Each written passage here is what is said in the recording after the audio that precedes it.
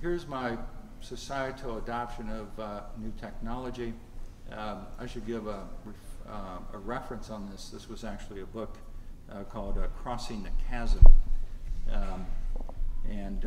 where they talk about how new technology goes through this sort of bell curve of adoption.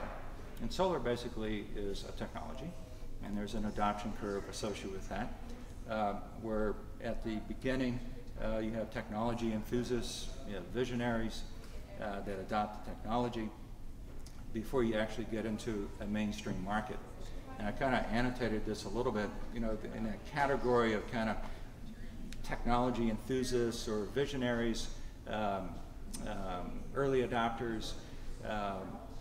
Certainly you've had a lot of people who do solar because of that, because they like the idea of having this technology and being able to generate their own electricity, monitor it on their computer, show their friends what they're doing.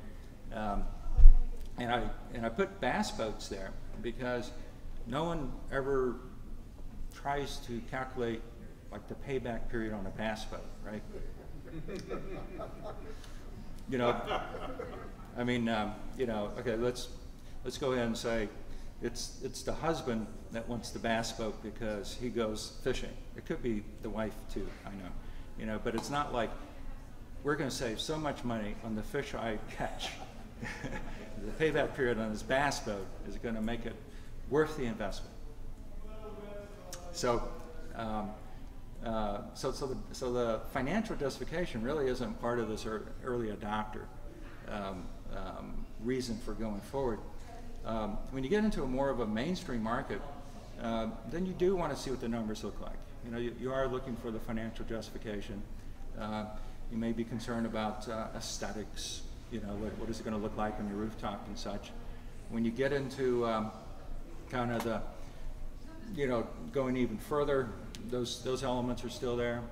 You may be looking for more peer approval because that kind of the latter part of the mainstream market may not want to be the first on their block to actually put solar on the rooftop. You know, what will the neighbors think? You know, will they think it's ugly or will they think it's perfectly fine, right? I actually, you know, I don't have any research on this, but I'll bet that when people first started putting window unit air conditioners in their windows, that neighbors were not happy. I bet they thought, look at that box, you know, sticking out of their window, and it makes noise, you know, and they couldn't afford it yet, which increased their unhappiness about it. And, and of course today, you know, we look at either window units or central AC units as just totally normal. You know, we don't drive down the street and just think, look at all these ugly boxes our neighbors have, because we have them too. And, you know, eventually solar photovoltaics will be the same thing. And, you know, eventually, you know, our kids or our grandkids are gonna think it's really kind of odd that we've chosen to spend time on a Saturday to even come and think about or go to a you know, short lecture on solar, because they're going to say, what's the big deal? Everyone's got it, right? You know, but it's still a great topic today, and there's still opportunity going forward. Then you got your skeptics, or maybe the latter part of this curve, where there's going to be inertia, and there could be mindsets, you know, where they really are going to be the last ones to ever actually put solar in their home, or maybe they sell the home someday, new buyer buys it, and then they finance a PV system as part of the mortgage, you know, just coming into it, right? And so that's the way those homes actually get to the adoption. In terms of investment, I'm not going to give you investment advice. I'm not going to point at stock and say do this or do that, but I will show you some interesting stuff I've been reading lately. It is my opinion that doing a home project actually is a pretty good investment. There is a return on investment for that. You're going to have you know, a hedge against electricity pricing going forward. It makes financial justification sense to me, and it increases the value of your home, and there certainly is going to be the combination of the rebates and the lower barriers to entry because of the financing and the federal tax credit makes it a lot easier to go ahead and do it. And to me, it's a great investment.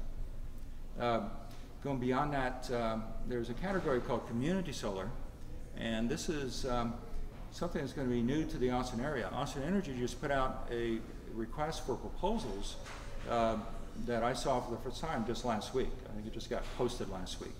And so this is where they're going to do a project that's going to be like a 4 megawatt project that's going to allow people to buy into solar without having to have the solar on their home. You know, if you have lots of wonderful trees, do not cut down trees to put on solar. But it's a way that you can actually be an owner of solar assets through buying into a community solar type of approach. One company came to mind that I know about called Mosaic. We'll put these slides on our website. You can download them, and they're doing community solar projects, and there are others. But basically what it is, it's kind of like buying a bond, and so you can invest $200 or more, and they're giving you like a return on your investment that's going to be a lot more attractive than just doing a certificate of deposit, at your local bank. We have a small certificate of deposit, and it's like 0.25%. And unfortunately, every time it comes up for renewal, my wife and I don't act fast enough to say, stop it, don't do it anymore. Because we both have to go down, we both have to sign some paper and say, no, we actually want to get that out of that CD and look at community solar programs instead. But I have noticed, and this is really kind of exciting, that analysts are bullish on the solar industry. Deutsche Bank in January put out this report, which you can find on the internet, and they titled it "Let the Second Gold Rush Begin." And if you've been following the press, over the past year or so, there's been a lot of negative press about solar companies, and I'm not talking about the Salerno deal, but I'm just talking about solar companies not doing very well. All right, and but I'm seeing now that they're starting to recover, and I'll show you a couple more slides here on that. But first, this is a PV market forecast going out towards 2017 and 2018, where you're still seeing that as far as the global PV market, everyone's in agreement that it's going to continue to grow. All right, so they're not forecasting, the end of solar or big decline of solar, but actual, pretty healthy growth rates going forward. And then this was a friend of mine sent me this slide that's actually showing these operating margins for companies that make the solar modules, and for the most part, it was the solar module manufacturers that were having difficulties. And you see that, last year was, 2012 was pretty rough for them. But you see recovery taking place last year. And so early stage industries, you're going to have companies that are going to be able to continue, other companies that are going to go out of business. We certainly had, several dozen automobile manufacturers in the United States in the beginning. And now we're down to 3, and each of which actually is kind of in some kind of ownership model with a European company, I think. And so, so this is actually pretty encouraging. I'm happy for the manufacturers to actually be making money and be profitable. But one thing to keep in mind though is that because there was so much capacity in terms of solar equipment available on the market, it was a really good deal for the downstream companies that are doing the installations. And so we've seen tremendous growth in those kinds of companies, and because it makes projects a lot cheaper, and then they can pass on the equipment pricing advantages that they're getting to the end consumer, whether you're a homeowner or a business owner. And so that's why you've seen a lot of very attractive proposals now, and you're seeing a lot of homeowners going forward and actually doing solar projects. Okay, so the adventure continues. I've been looking at old photos from the past, and so I started off this lecture with that, and I'll give you another one. So this is like 2002, and we had a little display at the Texas Solar Energy Society booth at the Fredericksburg Renewable Energy Roundup. And at that time it was one of the first solar workshops really that people were doing. I mean, and we had, you could sign up for it. It was, at that time we didn't have an incentive program. There was no rebate program. But there were still a lot of questions people had about solar and the equipment. And of course we do continue. ImagineSolar has grown up, and we do a lot more with online training as well as workshops, and we do them for all kinds of individuals. So we've had a lot of entrepreneurs come through our program and start their own solar companies. We have a lot of people that were wanting to change careers and get into solar, and so we continue to do that. We've got a course coming up where we'll be going into a lot more on actual solar PV economics and technical sales.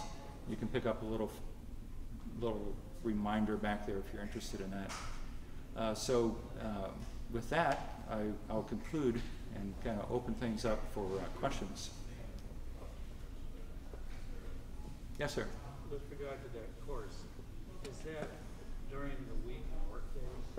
What we're doing is it's online plus online live, and so the online live you would actually log in at 6 p.m. on a Tuesday night, and so it's a combination. So it's basically an online course, but you're going to have very close interaction with us, because you're going to be able to join in with us live. It'll be me and Doug will be the instructors on that, and then we have a lot of material that we've recorded our lectures, that's actually on our online platform. Yeah. Yes, sir. Do you have all the information to sell the inverters that go store the energy?